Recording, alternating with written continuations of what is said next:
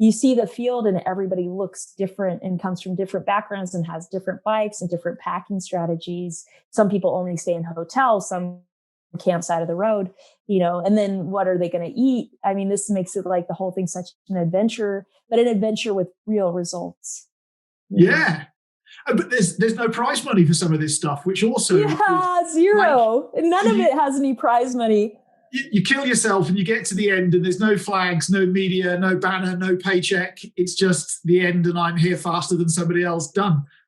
Very sleep deprived, probably broken body. It's like, wow, how glamorous. But I mean, that's also like, that adds to kind of like the spirit of it. It's like, you're only there because you want to be there, and you're not there for some kind of prize or some kind of acclaim. You're just there because you want to be there. You want to experience that and you want to race each other. So then I find too that the people I'm racing, there's such a high level of camaraderie because we're all out there like pushing ourselves. But then, you encounter somebody and if something's going wrong with them, that's not something you want to see. You don't want them to have a mechanical or a health problem.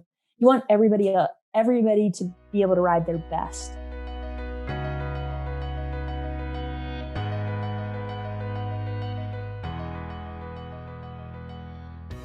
So Lael, I'm always curious, what is it about, for you, endurance in cycling? But what is it about that makes you keep coming back for more? Oh, sure. I keep coming back for more because first of all, I just absolutely love being on my bike and being outside. But as far as the racing goes, it's how much the sport is changing and how it's happening in different ways all over the world. So races are popping up in so many different countries with different cultures. And then locals are racing and trying their best to be there. And at this point, it's so new that nobody actually has like the exact science or right way to do it. Everybody's just coming with their own ideas. And I love how kind of wild that is. It's like pioneering the sport. And that's exciting to me. I go with my best attempt every time. But it's always changing what I bring, how I approach it, and how I feel while I'm riding and what I get to see out there. So it's like one huge problem that has to be solved. Yeah, exactly. So you look at a route or you first get the idea, like, I'm going to do a race across Kyrgyzstan. And then you think, well, where's Kyrgyzstan? So you pull out a map and then you think, okay, what do they do there? What do they eat? What language do they speak? What are the roads like? What kind of bike is going to be best for this? What do I need to survive? What clothing do I need? Do I need a shelter? Am I going to be able to access food? Am I going to be able to access equipment along the way? And then kind of make the best plan possible from there. And my best way to approach this is to give myself, a month in advance to go ride the route before the race, so I can see everything. And that's not only just for preparation, but it's also like, if I'm going to fly across the world, I don't want to just be there for a week. I want to actually kind of dig in and get to experience it. So, that's the way I learn about the world too. That's super cool. I'll come back to that in a second. But for the people who don't know what you do, what is endurance cycle racing? Like, how would they recognize it if they bumped into it? Yeah, so it's the style I do is self-supported ultra distance bike racing. So generally the races are at least 500K, but they can be, the longest race I've done is about 7,000K across the US.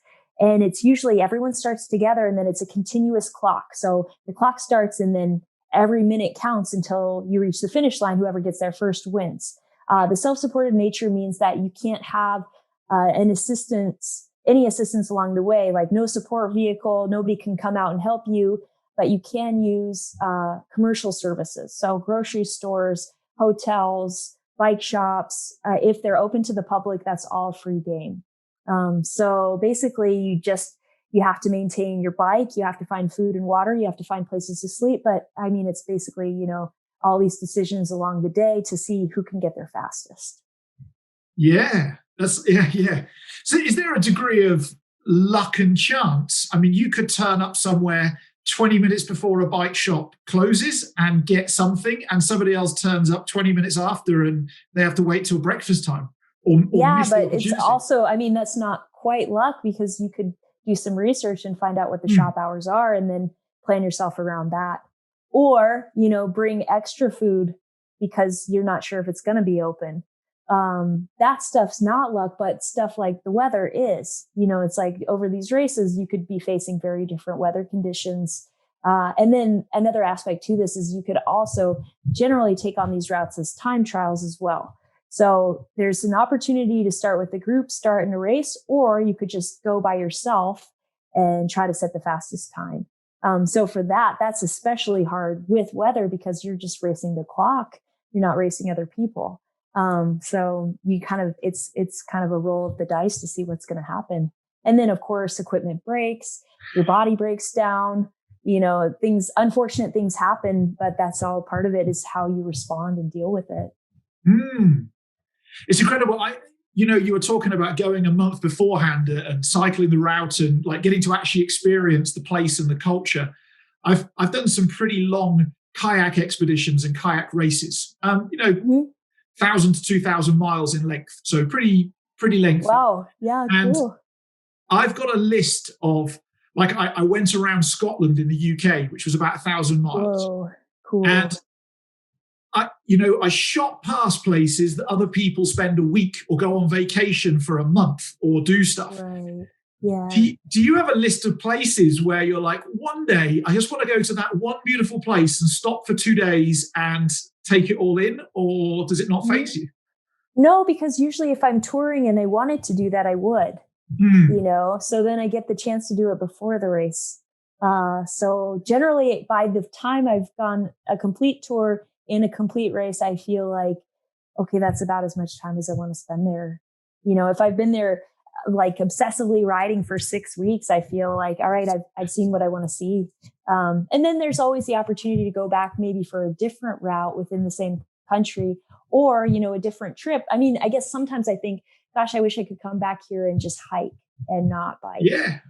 Or you start getting ideas of like multimodal trips. It's like, I'm going to bring my bike in a pack raft, and then I'm going to connect these two stretches because it's not possible to just bike there, but you could do it with a boat, so it's like, it ignites other like opportunities for travel. But generally it's like, if I wanted to spend extra time there, I do it. I don't want to miss out on that. And that's a big part of touring routes before the races. I don't want to feel like I'm just blowing through. Like I want to be able to stop and talk with people or sit down to a good meal. And when I'm racing, I really don't do that. I just try to travel through the land as quickly as I can, which has its advantages as far as what you see as well, because it's like I ride through the night, and I see animals in the night, or I ride through a storm, and that's a different experience. If I was touring, I would never do either of those things. I mean, I like sleep.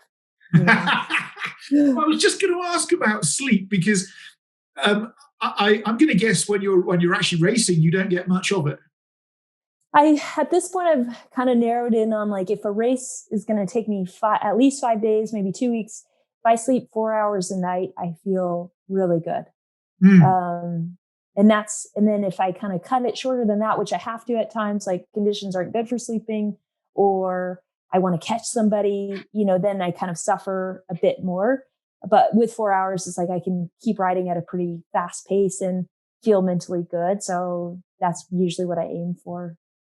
I was going to say, because it cuts into your decision-making capability. And there's like a compounding effect of 4 hours, 4 hours, 4 hours, when actually your body probably wants 6 to 8. Exactly. But some people sleep like 1 hour. The guys I'm racing against are sleeping 1 hour or just catnapping. I mean, that's actually the general trend. I'm sleeping much more than most other racers at this point. It's incredible because like all the science around high performance sports suggests that sleep is so important to your like cognitive ability to drive your body. And right. But then it cuts into moving time, so if you keep moving, you get to go another, if you ride 15 miles an hour, you get another 45 miles while somebody's sleeping. But equally, it takes you to the place like with your Trans Am win, where the guy's going in the wrong direction on the final day or whatever. Right. That's got to be a lack of sleep. Yeah, because he stopped sleeping in Kansas, which is the halfway point. He continued another 3,500 miles, sleeping maximum an hour at a time. Which is, I mean, 3,500K, which is just insane, and in that time I was still up until the end, I was sleeping 5 hours a night.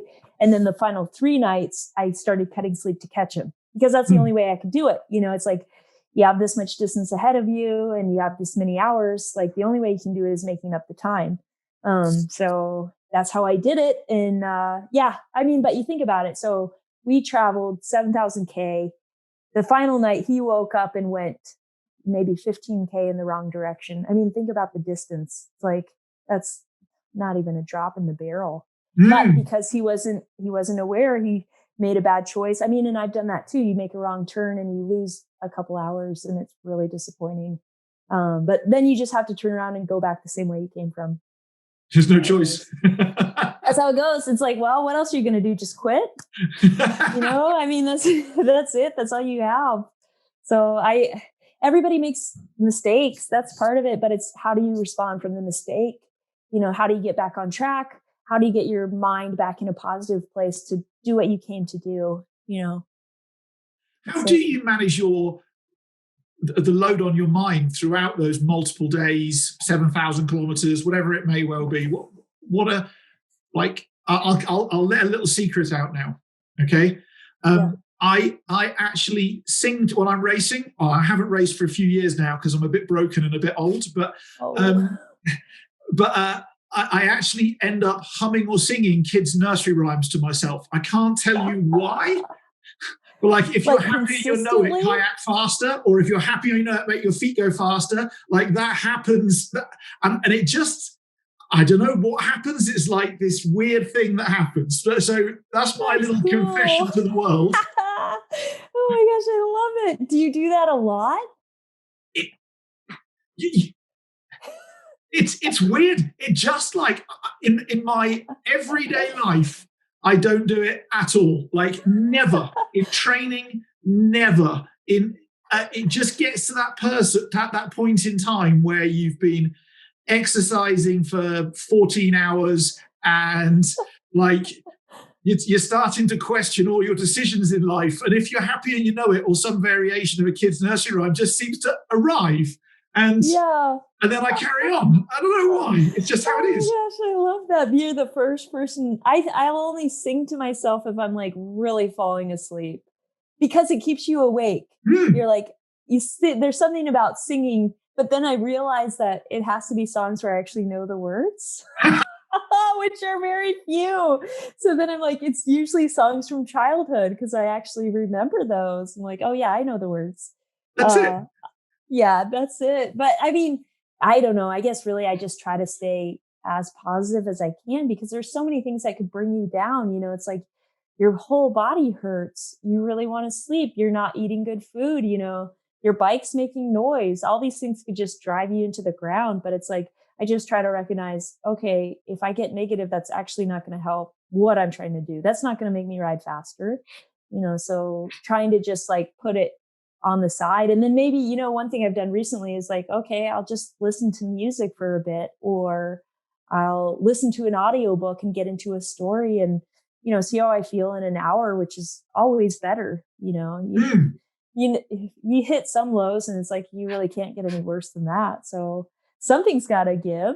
That's usually at this point, that's what I do. But that was just recent. I used to not listen to anything, which is kind of wild to think about now. I'm like, wow, I raced the Tour Divide twice in the Trans Am with just a flip phone, and that's it. And that's like, something like, I don't know, 18,000K, of riding in silence.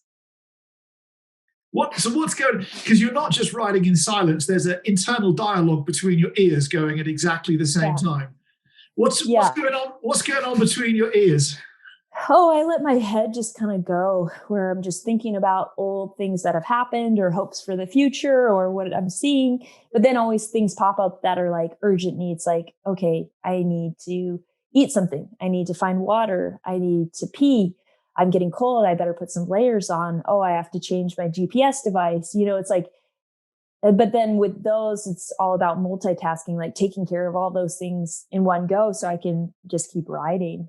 That's kind of my approach. Or thinking about, okay, this town's coming up. what do I need to accomplish while I'm there? And then how can I get back out as fast as I can? That's awesome. That's awesome. So I suppose because you're moving so quickly through the terrain, that actually opportunities and problems and challenges occur at a faster pace as well. So there's things to be thought about more frequently. If you were just touring through, right, like there's less to consider. I guess it's different because with the tour, you have more of a like range of possibilities for decisions. You're like, okay, should I stop now or should I keep going? Is this the best campsite or should I find another one? And then with the race, it's all about, okay, this decision has to be made. What's the best decision? Make it like commit to it and move on. So it's kind of like less options, I guess. It's more direct. So both are good. They're just kind of different. Yeah, completely. To move about a bit and jump about a bit, one of the things I'm always curious about, and I read online that you didn't start cycling till you were 20.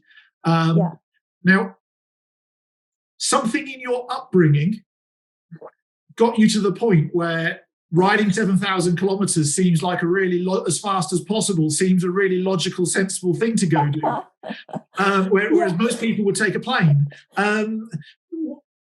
What was it in your upbringing that you think that your parents put you in front of or allowed you to do or taught you or whatever that got you to that point where endurance cycling is the thing for you?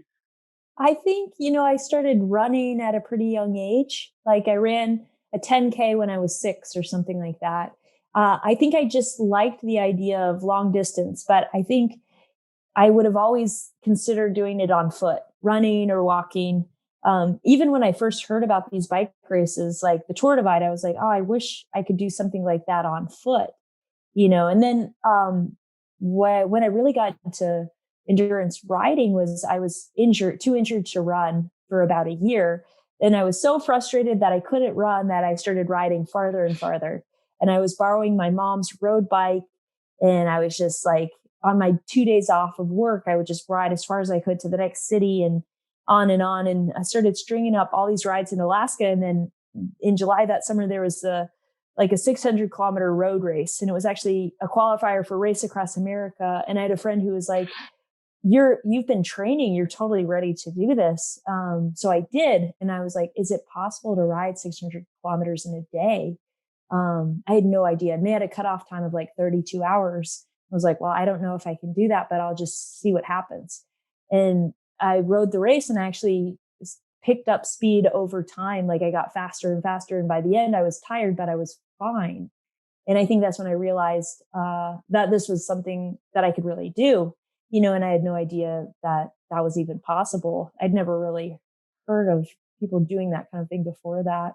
And this was in 2014. So I'd been touring for, I think 7 years all over the world before that, but I never saw cycling as like a sport. I just saw it as like a mode of travel. It's like, oh, you just put stuff on your bike and then day after day you connect the dots and you ride across the country. But I never thought, oh, I want to push my limits to see how far I could go, or how far and fast. And then it kind of clicked, and then I was like, I have all of the experience of like living off my bike. I just have to kind of dial that to spending, 20 hours a day on it instead of 5. So it actually wasn't that hard of a transition. It was like, okay, I'm just going to like compile 3 or 4 days of touring into every single day. And then do that as fast as I can. Do you think there's an aspect of ignorance is bliss, in as much as the sport you're doing is very new? Most people haven't even heard of it. I mean, in the general world, right. So that's like that's new. So there's frequently races that have never happened before. So like it's unknown, and it sounds like from what you just said, like if you were brought up in a cycling community and club, there would be all sorts of folklore around different races, different things to do. Boys can do this and girls can do that, and all that nonsense that happens in clubs. And I think that limits people. So do you think that like the ignorance of like, I don't know what's possible, so we'll just go see? Is that like your approach? Yeah, I mean, I think it's because part of what makes it so exciting is because this is like not really fully tested territory. And also that's a huge deal for me is that I can actually compete with the men, and it's very rare that women get to compete with men in any sport. And I feel like ultra distance, whether it's cycling, running, swimming, like those are arenas where women do just as well. The reason why we don't see more women winning is because participation level is very, very low. In a race I enter, usually I'm the only woman, definitely less than 10% of the field is women, but if we had more women racing, then we would have more women winning, and I find that extremely exciting. And also, and then of course I give it my all and I don't usually win. Usually I get second, third, fourth, fifth, 10th, whatever, but I always try to win because it's also like, it seems impossible. It seems like a woman would never win, especially when people say, oh, this challenge is too big. Women shouldn't even attempt it. And that's like, there's no foundation in that. But the thing is, to show that there's no foundation is you have to prove it. You have to go do it and show that the results are possible. So I think that's super exciting with the sport. I do think that for me as an athlete, I have to be like personally driven to accomplish something. I'm not going to get it from somebody else. I'm not going to have a coach that drives me. That's just not how I operate. So I am happy I found it later in life. I grew up as like a soccer player. I played basketball. I ran, but I never rode bikes. So it's kind of a fun thing what a surprise. It's so much fun to find something later in life and then compete as hard as I can at it. I like it. I think you're right with that. How endurance levels levels the gender playing field, because I think, and you know far more than I do, but I guess that the tactical element of it like levels the playing field. Recovery, pain tolerance, the fact that I'm not as big and don't need to consume as many calories.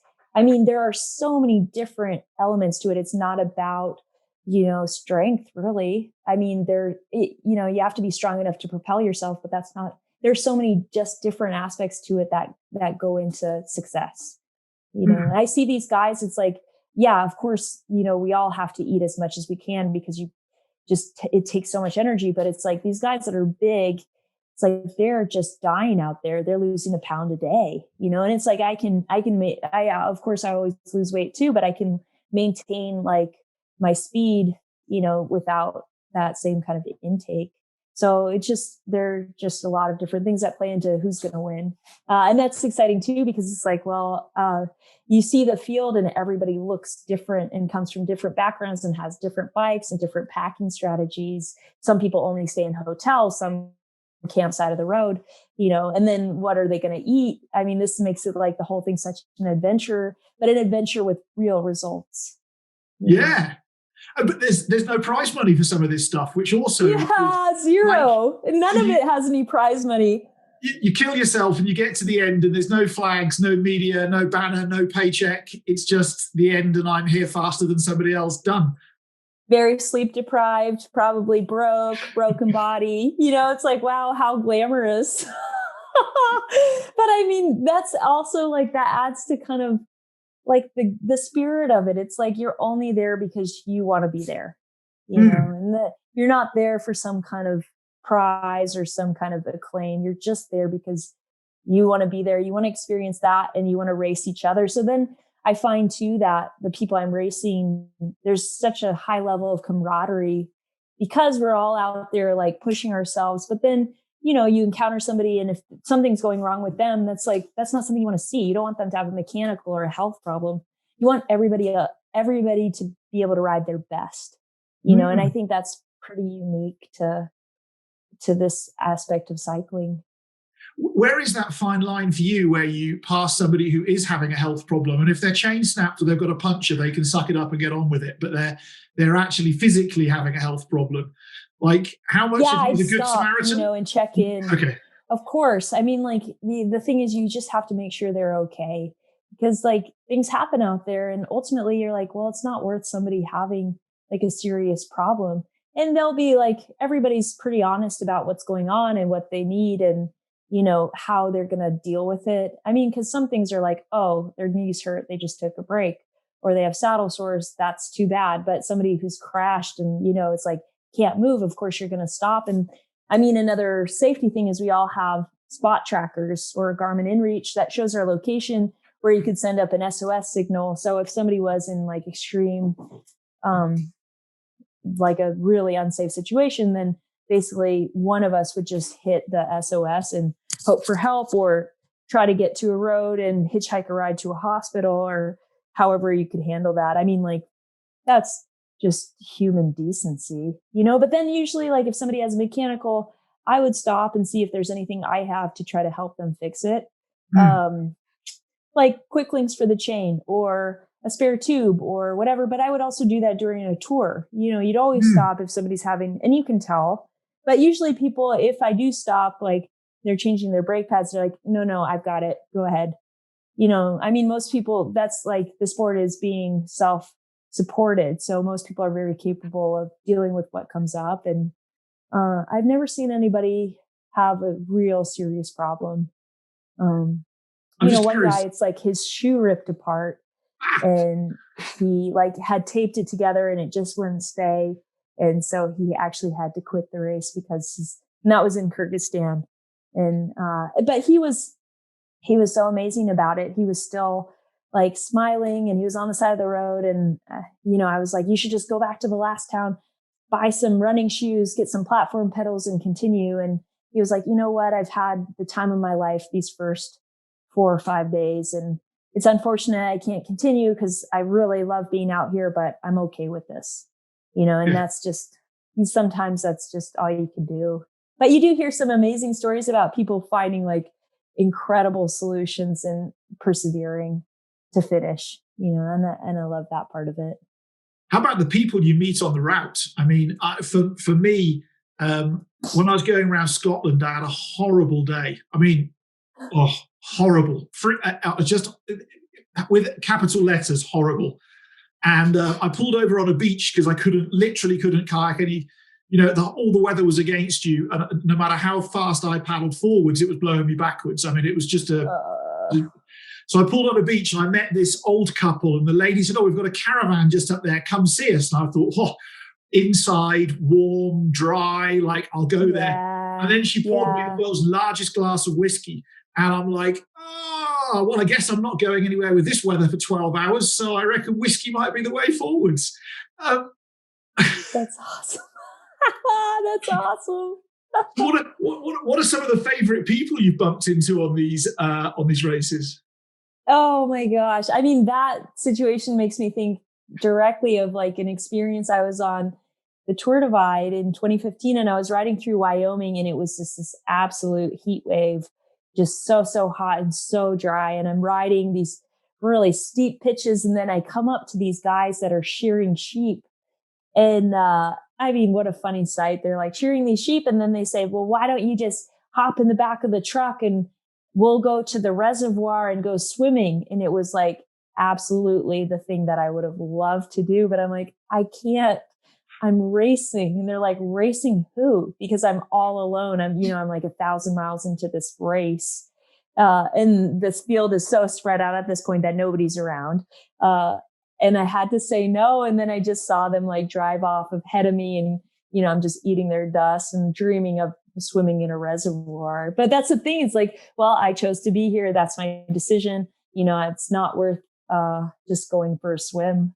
But it's like in general, the people, I mean, I just did a ride across Alaska, and I mean, for me, that was super fun because I grew up here. So it's like, in the middle of nowhere, I would see people I knew, or they would like by chance, like see me and be like, hey, Lael, what are you doing out here? And then offering to like a friend, like offered to like give me, he had just gone fishing. He was like, you want a salmon? Like I was going to take it on my bike. Yeah. A raw salmon. I'm like, I don't have anything to cook that with, but like, what a funny thing, And I mean, I feel like, I mean, I've been thinking a lot about Kyrgyzstan, but like there, everybody rides horses.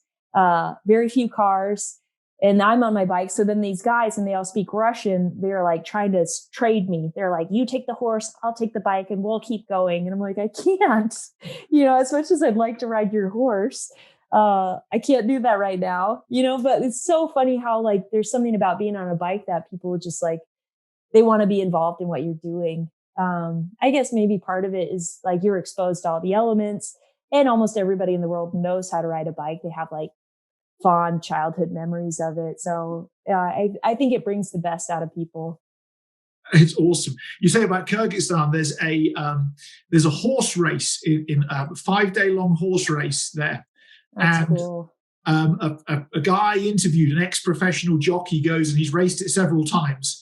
And you get there and they give you a wild horse, not being tamed, not being trained. And they're like, here's a wild horse. We'll see you in 5 days or maybe 10 if it takes that long. Sort out the horse and race, please. Sounds like the craziest thing ever. I could totally see it. I mean, they were incredible horseback riders there. And, I would be riding up these passes and then on like pretty rough roads. And then I would see the horseback riders go straight up the side of the mountain like it was nothing. And I was like, man, I'm really on the wrong mode of travel here.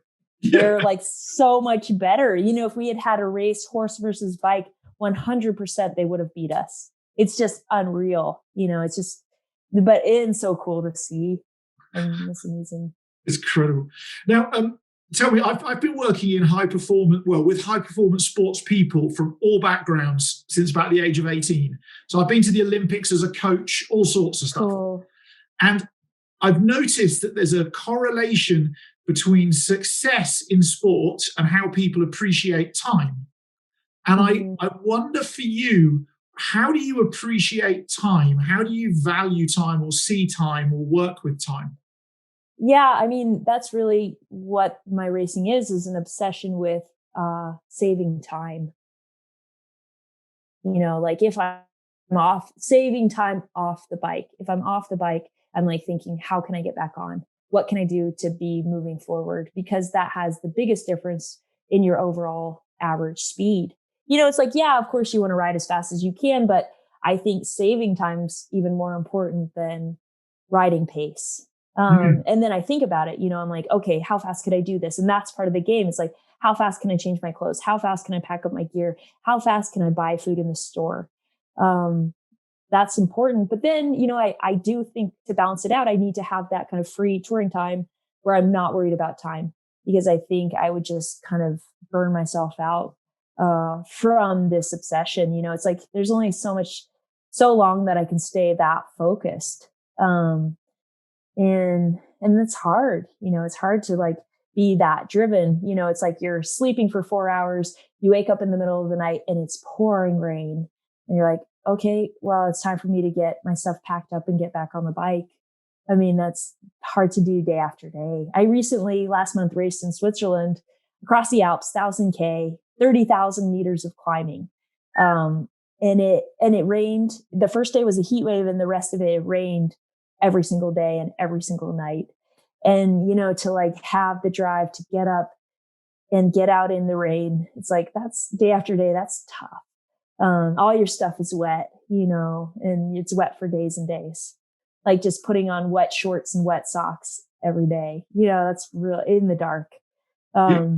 So it's like, well, I needed time after that just to have some fun and realize like, okay, I'm happy I was focused for that time. I did my very best, but now I need to like not be so wound up in something that's so kind of consuming. It's like, cause the ultra distance is like, it trashes my body. I'm sleep deprived. That's not healthy. I don't eat as well as I would. So, it's like, I need time to get everything back together. How do you recover after all of that? I mean, do you have a set way? Like, I'm going to sleep for 2 days and then I'm going to eat loads and then I'm going to do something? Or like, do you have a strategy or do you wing it? I mean, just wing it, but the longer the race, I think really the part that's the hardest is the sleep deprivation. You do that for 2 weeks and it's a real setback. I think sleeping more, the 4 hours a night is helping for sure. You kind of get back in ready to move on. But yeah, and it can be hard to sleep right after too, because your body is so grouchy, it aches and hurts, and you're not used to sleeping, and so it's hard to get good rest. But usually it only, but yeah, and then inevitably just eating a ton of food. I mean, it's like my whole like mind is wrapped around my eating. It's like I can't put a complete sentence together. I'm like, I need food. Like it's like this crazy drive just to eat. I don't know. There's nothing like it. And I wish that wasn't part of it either. I mean, I love food, but it's a little out of control finishing the race and then continuing to eat 10,000 calories a day or whatever it is. It's disgusting. You just brought a flashback into my mind. There's a kayak race in the UK called the Devises to Westminster. It's about 200 kilometers through the middle of the UK. And it's very similar to your endurance race. Like you get on at the start, you go as fast as you can, and you get off at the end, and you don't sleep, you just go. And there's 78 portages. So it's an interesting challenge. It's an interesting challenge. That sounds really hard. Yeah. The top teams do it in like 14 to 16 hours, and the slower people take 2 or 3 days. But I remember at one point in time demanding fruitcake about 14 hours in when I was going for 16 hours, and I just wanted fruitcake, and I got very grumpy about it. Just feed me fruitcake. You ate a fruitcake? Yeah. So we planned it to eat the same stuff, and like after 14 hours, I couldn't eat anything more of that stuff. And the only thing, when you're obsessing about like a McDonald's and it makes no nutritional sense, but you're like that calorie deprived, you're obsessing. The only thing I wanted, it wasn't fruitcake, it was Christmas cake. Had to have marzipan, icing, and fruitcake. And I was. Did you get it? Oh, yeah. Well, it actually cost me a girlfriend, if I'm to be honest, because she was part of the support crew, and she got me fruitcake, and then I ended up single within a few months. But was it worth it? Oh God! You're pulling confessions out of me in this. That's. I'll let it go. Let it go. So you. We're running out of time together, but I want to come back round to something you said earlier, which is about having a lack of females in self-supported endurance cycle racing. Talk to me about your project Grit, why you set it up, what you're looking to achieve with it, what difference you hope it makes. Yeah, so Grit stands for Girls Riding Into Tomorrow, and it's something I came up with about 4 or 5 years ago. A girls cycling mentorship program. So for it, we work with 12 and 13-year-olds who really have never ridden more than 10K. And by the end of a 6-week mentorship program, we ride, something like 100K together over 3 days. A big adventure ride starting in their school in East Anchorage, Alaska, and going out to the wilderness. And they have bikes with racks and panniers, and they carry everything they need. And over the process, we ride together 2 to 3 times a week to build up to this final trip.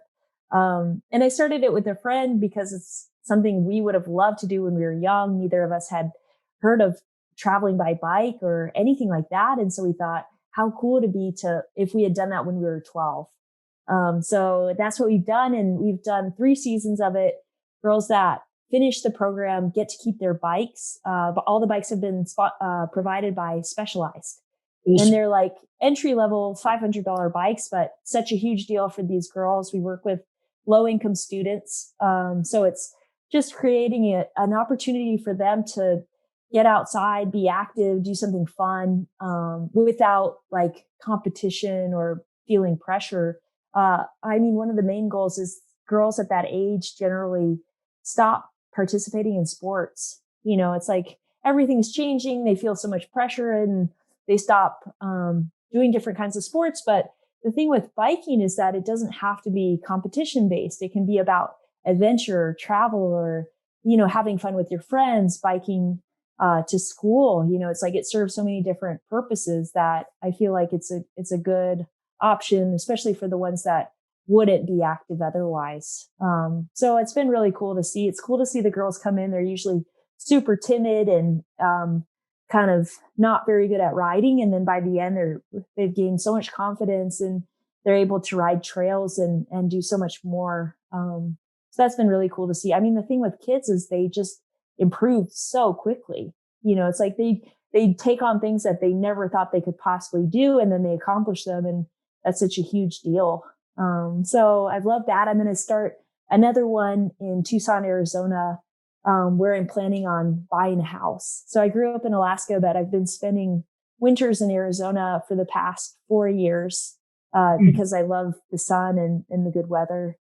So I want to start another grit program there. Kind of a similar community there. A lot of kids that just don't get out and do that much, but there's so much natural beauty all around it. So I'm excited to work on that this fall. That's super cool. Awesome. And you mentioned at the start of the interview that the sport is developing at a really fast rate. Yes. What do you see in the future for the next 2 to 3 years of development in the sport, from like both the gear perspective and people's tactics and approaches to the sport, and I don't know, maybe the types of races that could evolve?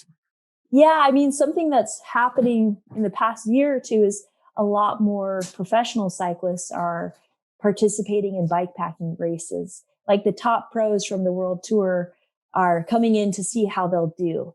And I think that's really cool because they come from a racing pedigree. So they have already this intense drive and focus, but it's very different without support and very different for ultra distance. So I think those guys are learning a lot at this point about how to accomplish these long distances. And of course, they want to win. So that's driving the whole sport up. We're seeing much higher competition. Also, people that are sleeping much less, which I think, that'll kind of even itself out over time. There's only so much you can do. But that's kind of the direction, is like everybody's just giving it everything they can to win. And then, I don't think any of this stuff lasts forever. I mean, multimodal adventure racing was super popular in the 90s and kind of faded out. I don't know if that's what will happen with bikepacking.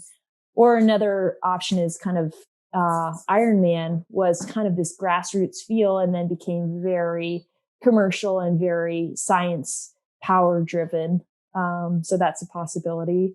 But the cool thing with bikepacking is that it's also always available in a non-competitive format. So, whatever people want to do as far as preparing and executing races, that's fine and great. But you can always go out for your own adventure and do it the way you want to do it.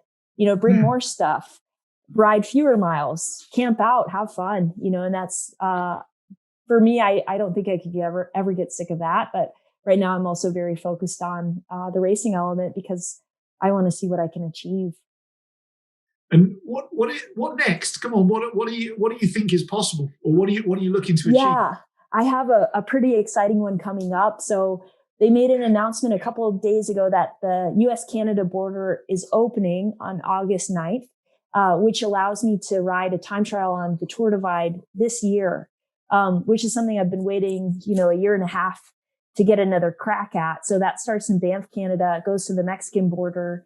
It's like 4,500K, and the current overall record was set in 2016. It's just under 14 days. So that's what I'm going to try to go beat. And I've raced it already 3 times. And I really just want to try to get this overall record. So that's what I'm going to try for in the next couple of weeks and see what I can do. And then, I know there are many people around the world that want to go after this time too. So we'll just see what happens. It'd be like, there's been a few races to the North Pole and the South Pole and stuff like that, where there's been multiple people all chasing the same record at the same time. Yeah. And people have the record for 8 hours. Yeah. But the thing with the Tour Divide is that basically the window of when it's possible is June to August. So after that, it's snowy in the mountains and it's just not fast anymore. So I'm just trying to get in a time trial before the season closes out. And then, people can't really attempt it until next June. You get it in the last week of the season, and then, then it's yours for almost a year. Yeah, exactly. Okay, cool. So listen, there's the very last. Well, I have two questions for you, but the very last question is: there's bound to be a lot of parents listening to this who've got young daughters, and there may well be young females out there who are wondering about how they could best get into doing what you're doing. What advice do you have for them? Yeah, I'd say, start with a bike trip. And especially this is accessible to families. Go out with your family, go for an overnight, camp out, bring the things you think you need, and set a destination that's, a few hours from home, and then just ride home the next day and see how it goes. You're bound to learn so much from that initial experience that the next time you do it, you'll have better ideas of where you want to go, what you need to bring, and how you want to do it. So I think, it's like, these long distances seem really daunting, but the truth is that it doesn't really change that much. Most of the hours are similar. You just go farther and see more. Cool. Well, Lael, I just want to say thank you. We need people with your level of enthusiasm and energy in the world to go and drag us out of bed in the mornings and go and do cool stuff. The more people who can do that and bring your energy that I can kind of feel across these thousands and thousands of miles that we are apart, the more of you there is in the world, I think the world will be a better place. But equally, I'm a true fan that you're out there to go and kick some guys' asses, and I think that's a flipping brilliant thing. So thank you so much for what you're bringing to the world of the outdoors and the world of cycling.